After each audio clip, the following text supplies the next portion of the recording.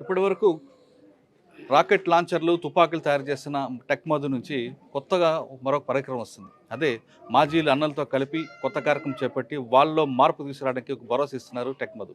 ఇక నల్లమలలో పోలీసులకు ముప్పు తెప్పులు పెట్టి 3 చెరువులు నీళ్ళు తాగించిన కృష్ణన్ ఉన్నారు. ఆయన ఈ ప్రోగ్రాంలు ఏ విధంగా ముందుకు వెళ్తారనే విషయం ఆయన అడుగుతాం. నమస్తే, చెప్పండి. ఈ కార్యక్రమం మీ దగ్గర ప్రారంభమైన ప్రధాన కారణం ఏంటి? ఇక్కడున్న వనరులు ఏ విధంగా వినియోగించుకోబోతున్నారు? దాదాపు జిల్లాల ఉన్న మా జిల్లా పిల్లలు నేను చాలామందిని తీసుకుపోయి ఈరోజు వాళ్ళందరినీ ఇక్కడ కలపాలనే నాకు ఆలోచన ఎందుకు వచ్చిందంటే, వాళ్ళ తల్లిదండ్రి వాళ్ళ అన్నదమ్ముళ్ళు దాదాపు అందరినీ పిలిచిన. ఎందుకంటే నేను ఉద్యమాలకు తీసుకుపోయినా నేను, కానీ ఉద్యమాలు ఎన్నో ఆటుపోట్లు జరిగినాయి. ఉద్యమాలు దాదాపు ఆ ఉద్యమాలు నేను దాదాపు బతికి బయటపడినా. కానీ నేను తీసుకుపోయిన వాళ్ళు దాదాపు 30-40 మంది చనిపోయారు. ఆ బాధ ఎప్పుడు మీకు అనిపిస్తుంది? నాకైతే అసలుకు వాళ్ళ ఇళ్ళ కాడికి పోయినప్పుడు వాళ్ళ తల్లిదండ్రులు ఇప్పటికీ నాకు ఫోన్ చేస్తారు. దాదాపు అన్నా జనార్దన్ అన్నా నువ్వుగా బతికున్నావు కానీ మా కొడుకులు పోయిరే అన్నప్పుడు నాకు అసలుకు ఎంత లేని బాధ నాకు కలుగుతుంది. కానీ ఇంక ఏం చేయగలుగుతాను? నేను ఏం చేయలేను. ఇప్పుడు అది ఉద్యమం, అది ఒక వ్యవస్థ, అది పెద్ద వ్యవస్థ. దాని కొరకు మార్పు కొరకని మేము పోయినాం. ఆ మార్పులో నేను ఎప్పుడో చనిపోతాడు. నాకు వద్దలో దాదాపు ఎన్ని జరిగినావో సంఘటన నాకు 14 ఏళ్ళ సంది జీతం ఉండి ఉద్యమాలకు వెళ్ళిపోయినా. కానీ అప్పటి నుంచి నాకు పోయినా ఉద్యమాలు అటే నిలదొక్కగలిగినా, ఉండగలిగినా, నా చేత ఆగలిగిన బయటకు రాగలిగినా. కానీ నా తోటి సోదరులు, నా తోటి మిత్రులు, పిల్లలు, తమ్ముళ్ళను దాదాపు అంతమందిని తీసుకుపోయి ఇప్పుడు వాళ్ళతో అన్నోళ్ళు వాళ్ళల్లో వచ్చింది. ఇప్పుడు కిరణ్, పెద్ద కిరణ్, చిన్న కిరణ్ అనతోళ్ళు చాలామంది చిన్న 14 ఏళ్ళ పిల్లలు తీసుకుపోయినా, ఉద్యమాలు పెద్దగా చేసిన. కానీ ఇప్పుడు వాళ్ళ కళ్ళ ముందర లేకపోతే వాళ్ళకు బాగా ఎక్కడ లేని బాధ నాకు మాట్లాడాలంటే. ఇప్పుడు వాళ్ళందరూ వచ్చి ఈయన కలుసుకుంటే నాకు అసలు ఎంతో సంతోషంగా ఉందంటే, ఏదో నేను ఏం చేయలేకపోయినా సరే కానీ వాళ్ళని ఈరోజు కలుసుకొని మాట్లాడగలుగుతున్నా కదా అనేది సంతోషం ఒకటి ఉంది. ఇంకొకటి ఏంటంటే, బయటికి వచ్చిన తర్వాత అన్న చెప్పినట్టు మామూలు నరకం అయితే ఉండొచ్చు అన్న చెప్తున్నా. చూడండి, కొంతమంది మావోయిస్టులు అంటే బయటకు వచ్చిన లంగలు దొంగలు అని చెప్తుంటారు. కానీ నిజంగా నేను కూడా ఎదుర్కొన్నా. నాకు ఎంతో రాజకీయ అవగాహన ఉండి అన్నిట్లో ఉండి గుడక ఒక్కరొకరితోటికి ఇట్లా పోతే ఒక చిల్లి గవ్వ గుడక మళ్ళీ ఇయ్యలే. అసలు అది మా వాళ్ళు కొంతమంది తిండికి లేక చూస్తేనేమో పెద్దోళ్ళు పోతే ఎవరు దగ్గర రానిరు. అనుకోకుండా ఇక లంగలు దొంగలు బాగా ఎవరితోటి అది ఇది మాట్లాడినా అది పెద్దగా రాదు. మేము అనుకోకుండా ఇప్పటికీ నాకు రోజు ఊళ్ళో ఉంటే ఈ ఊరు నుంచి కానీ కలవకుర్తి నుంచి కానీ వద్దల పంచాయతీలు వస్తుంటాయి. ఒక ఫోన్ చేసి అన్న ఇట్లా ఉండండి ఇట్లా అంటే ఆడికి పరిష్కారం అయిపోతాయి.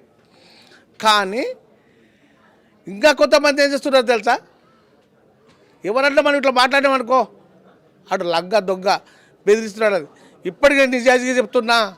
మా వాళ్ళు ఒకరిద్దరు అట్లా ఉంటారని, ఇంకా ఇద్దరు తాండ్రలోగా అయినా ఆడ తిండికి లేక బయటకు వచ్చి దళసభ్యుడు ఎక్కడ పని చేసుకోలేక పని ఇయ్యక ఉరి పోసుకొని చచ్చిపోయిన వాళ్ళు ఉన్నారు. ఇంకా బయట ఈ కార్యక్రమంలో మీరు ఏ విధంగా చేయగలుగుతున్నాం? ఈ కార్యక్రమంలో అన్న మదన ఫోన్ చేసిండు.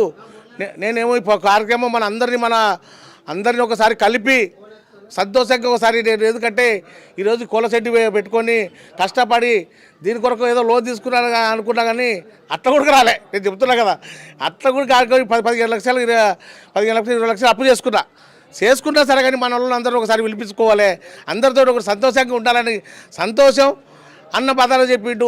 తమ్ముడు ఒకసారి ఏర్పాటు చేద్దాం, దానివల్ల కొంతమందికి ఉపయోగపడుతుంది అంటే అన్న కంపల్సరీ చేద్దాం అన్న, దాని వంతు నేను కూడా చేస్తాం.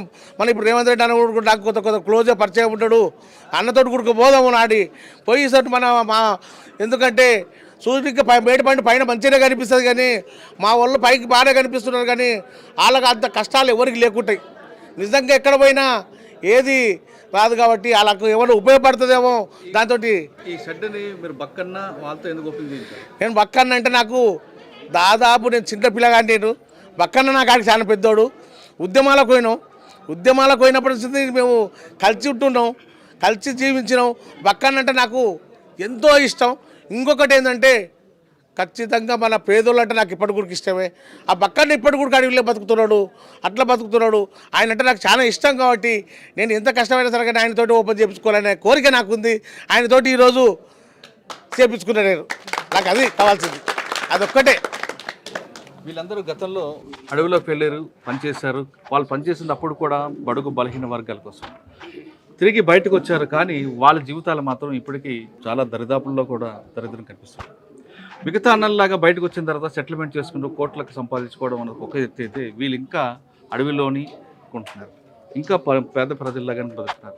వీళ్ళు మార్పు రావడానికి టెక్ మధు చేసిన ఈ కార్యక్రమం సక్సెస్ అవ్వాలని, వీళ్ళు కూడా మంచి జీవితాలు తీసుకొని పేద ప్రజల కోసం ఏ విధంగా కష్టపడారో వాళ్ళ జీవితాల్లో కూడా హ్యాపీగా ఉండాలని కోరుకుంటున్నారు. మినిస్టర్ గారితో వీళ్ళందరూ ఉన్నారు, సార్తో పాటు తిరుగుతారు.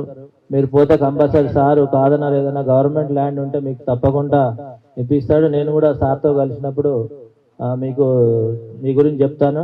అదేవిధంగా ఇల్లు, ఇప్పుడు గవర్నమెంట్ ఇల్లు వస్తున్నాయి, దాని గురించి కూడా మీరు అందరు పోతా 100 గజాలు ఉన్న వాళ్ళు, ఇంకా ల్యాండ్ ఉన్న వాళ్ళకి గవర్నమెంట్ ఇల్లు కట్టిస్తూ ఉంటుంది. కాబట్టి 5 lakhs ఎంతో ఇస్తే మీకు కూడా మంచిగా ఇంకేమన్నా కలిపి కట్టించుకోవచ్చు. కాబట్టి మీరు అందరూ కొంతమంది ఆర్థిక ఇబ్బందుల్లో ఉంటారు. కంపల్సరీ అందరము ఉన్నోళ్ళం కాదు, అంతా కింది స్థాయి నుంచి వచ్చినాం. కాబట్టి మన టెక్ మధు ఆధ్వర్యంలో, లేకుంటే మీరు ఒక కమిటీ ఏర్పాటు చేసుకుని, రాజు కూడా తిరుగుతుంటాడు రాజకీయంలో, రాజకీయ నాయకుల్ని పరిచయం చేసుకొని మీరు అందరూ కలిసి మన లేనోళ్లకు ఇల్లులు కట్టించే విధంగా చూడాలని ఎత్తం కృష్ణయ్యకు, రాజుకు, మీ కమిటీకి కోరుకుంటున్నాను. ఈ అవకాశం ఇచ్చినందుకు మిమ్మల్ని అందరూ చూడండి. ప్రభుత్వ సంక్షేమాలు ఏమన్నా లోన్లు కూడా ఉంటే మీరు చూడండి. ట్రాక్టర్లు మన మట్టిరాముడు భాస్కర్కో ట్రాక్టర్ ఇప్పించినాం, మళ్ళీ మన గుర్రం రాముడికి ఆయనకో ట్రాక్టర్, ఆ రాజు నక్కరాజు ఆయనకు ఆటో, అంటే చాలా మందికి ఇప్పించడం జరిగింది. దాన్ని ఏదైనా ఒకటి తీసుకుంటే దాన్ని మిస్యూజ్ చేయకుండా అట్లే ఉండాలనుకో. అదేవిధంగా కొంతమందికి హోంగార్డ్ ఉద్యోగాలు కూడా ఇప్పించినాం. మా కొల్లాపూర్లో చాలా మందికి, అంటే లొంగిపోయిన వాళ్ళకు 5-6 members కూడా కొంతమందికి ఇప్పించినాం. కొంతమంది ఏమో మాకు ఉద్యోగం వద్దని చెప్పి వెళ్ళిపోయారు, కొంతమంది ఉన్నట్టుంది. అట్లే మీకు అందరికీ ఉపాధి వచ్చే విధంగా ప్రభుత్వ పథకాలని కూడా ఏమేమి ఉన్నాయో తెలుసుకొని వాటికి అప్లై చేసుకొని శాంక్షన్ చేసే విధంగా మీరంతా ప్రయత్నం చేసి అందరికీ అన్ని ఫలాలు అందే విధంగా చూడాలని కోరుకుంటూ, మీరు అందరూ మంచి స్థాయిలో, కొంతమంది ఇంకా మంచి స్థాయికి ఎదిగిపోయారు, కష్టపడ్డారు, వాళ్ళు ఏమీ అవి చేయలేదు. మంచి స్థాయిలో ఉన్న వాళ్ళు కూడా కొంచెం లేని వాళ్ళకు సాయం చేయాలని కోరుకుంటూ, ఈ అవకాశం ఇచ్చిన మన ఎత్తం కృష్ణయ్యకు, అందరికీ, మన వాళ్ళందరికీ మరొకసారి నమస్కారాలు తెలియజేస్తూ ముగిస్తున్నాను. Thank you very much. Thank you sir, thank you very much. మీరు ఇంత దూరం వచ్చేసి మా అందరికీ ఇంత సపోర్ట్ ఇచ్చినందుకు మీకు చాలా చాలా కృతజ్ఞతలు. సార్ చెప్పినట్టుగా ప్రభుత్వం అనేకమైనటువంటి సంక్షేమ పథకాలని ప్రవేశపెడుతుంది, ఇండస్ట్రీ పరంగా కావచ్చు, అగ్రికల్చర్గా కావచ్చు. ఇంకా ఇవన్నిటిని మనము ఏ విధంగా మనం వీటిని ఉపయోగించుకొని మన స్థాయిని పెంచుకోవాలనేది మనం ఆలోచన చేయాలి. ఆ ఆలోచన కోసమే ఇక్కడ ఒక సదస్సును మనం ఏర్పాటు చేశాము. ఇటువంటి ఆఫీసర్లు మనకు ఉండడం వల్ల మనము మన లక్ష్యాన్ని మనం నెరవేర్చగలుగుతాం. ఏ ఆశయం కోసం అయితే వెళ్ళామో ఆ ఆశయం నెరవేరకపోగా ఇక్కడ వచ్చినటువంటి మన సమస్యల్ని మనం పరిష్కరించుకోవడం కోసం ఇటువంటి ఆఫీసర్లు మనకు అవసరం ఉంది. సార్ ఇంత దూరం వచ్చి మనకి సపోర్ట్ ఇచ్చినందుకు సార్కు ధన్యవాదాలు తెలియజేస్తున్నాను. Thank you sir, thank you.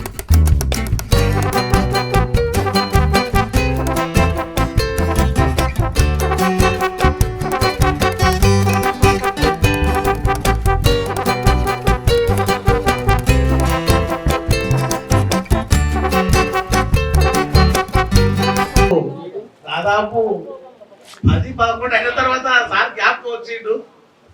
ఎట్లా వస్తాడో ఏదో అనుకుని ఫోన్ చేసి ఒక మాట అయితే, జనార్దన్ నీకు వచ్చే ముందే ఇట్లా హైదరాబాద్ ఇట్లా ఇంటర్వ్యూ ఉంది, అవి ఉన్నాయి అంటే కూడా చూడండి సార్ అన్న, అవన్నీ వదిలిపెట్టుకొని ఈరోజు మనకింత మార్పుల గ్రామానికి రావడం అంటే చాలా గొప్ప. ఎందుకంటే నన్ను ఇంటర్వ్యూ చేసినప్పుడు నాకు సార్ ఇంటర్వ్యూ చేస్తున్నట్టు నాకు ఏమని అవ్వాలి, నాకు ఇంతవరకు 2 గంటలు చేసింది, కానీ నేను ఆయన ఇంటర్వ్యూ అనేది నాకు అర్థం కాలే. నేను మాట్లాడుకుంటూ పోతున్నా, లాస్ట్ చూస్తే 2 గంటలు అయింది. నాకు అదే రోజు ఇక మీటింగ్ ఉంది, నాకు ఈ మీటింగ్ ఆలోచన ఉంది. సార్ ఇంటర్వ్యూ చేస్తుంటే ఎప్పుడు అయిపోతుందో తెలియదు నాకు. ఇంత దూరం రావడం నాకు సంతోషంగా ఉంది. అందుకొరకే పొద్దునే రావాలి సార్, కొద్దిగా సోయిల్ చూసుకోండి సార్ అంటే రావడం. ఎంత దూరం నుంచి దాదాపు 200 కిలోమీటర్లు తిరిగి రావడం అంటే నాకు చాలా సంతోషంగా ఉంది. కాబట్టి ఎందుకు మనల్ని ఎక్కడైనా ఇంటర్వ్యూ చేస్తున్నాడు, బయటికి తీసుకొచ్చి తెలుగు చూస్తున్నాడు. కాబట్టి దానికి ధన్యవాదాలు తెలిపి నేను ముగించుకుంటున్నాను.